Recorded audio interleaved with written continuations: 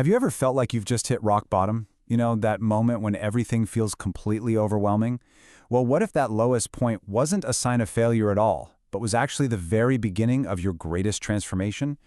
That's exactly what we're going to dive into today, the psychology behind resilience, and how, according to Dr. Nazira Azman, our biggest challenges can become our most powerful fuel for growth. So first things first, let's get one thing straight. Nobody gets a free pass from life's difficulties. Stress, disappointment, hardship, these aren't some unique failing on your part. Nope, they are a fundamental, unavoidable part of the human experience. We all face storms. And this quote, it just nails the core idea. While the storms of life, things like losing a job or grief or a huge personal setback, are universal, the way we experience them is deeply, deeply personal. It really all comes down to the kind of boat we're sailing. Now, this slide is so important because it flips the script on what we think mental health even is. The World Health Organization doesn't say it's a life free of problems. Not at all. Instead, mental health is the capacity to cope with normal stress, to be productive, to stay connected. See the difference? It's not about avoiding the storm, it's about having a boat that's built to navigate it. So why is it that two people can go through the exact same event but have completely different reactions? Well, it comes down to the makeup of their boat. Are you a perfectionist? Do you have a habit of blaming yourself? Or do you tend to look for the lesson? And what about your support system, your friends, your family? All of these internal and external resources are what determine whether that storm feels like a temporary shower or a Category 5 hurricane. Okay, so let's make this real. Let's look at a powerful case study that shows this exact thing in action. It perfectly highlights how our internal response, our perspective, is really the most critical factor of all. Okay, so here's the scenario. We have two highly skilled professionals, Dr. A and Dr. B. They make the exact same mistake. The external event is totally identical for both of them.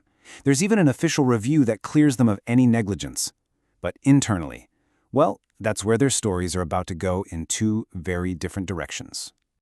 And wow, the difference is just night and day.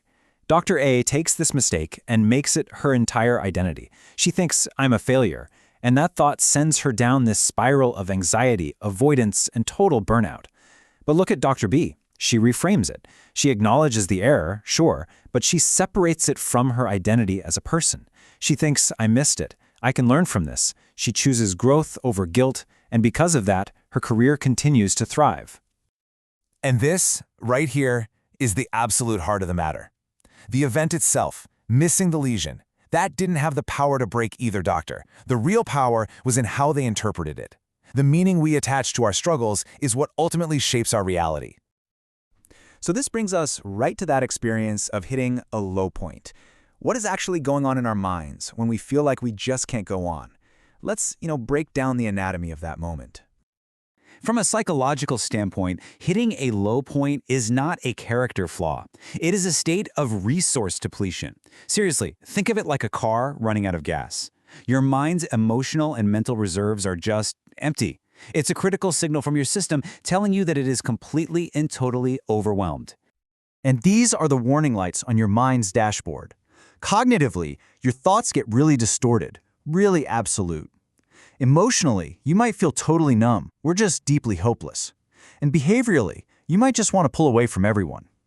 Recognizing these signs, that's the first step toward refueling the tank. And please, if you take anything away, let it be this. Hitting a low point does not make you weak. It makes you human. And even more than that, it is a critical inflection point, a moment that holds this incredible potential for profound change and transformation if we learn how to face it. Just take a second and really think about this. Go back in your own life. What was it that helped you turn things around? Was it a person? A sudden realization? Maybe a change in your perspective? Connecting with that strength you've already shown is so key to building resilience for the future. Okay, so we've got a handle on the problem. Now, let's switch gears and focus on the solution.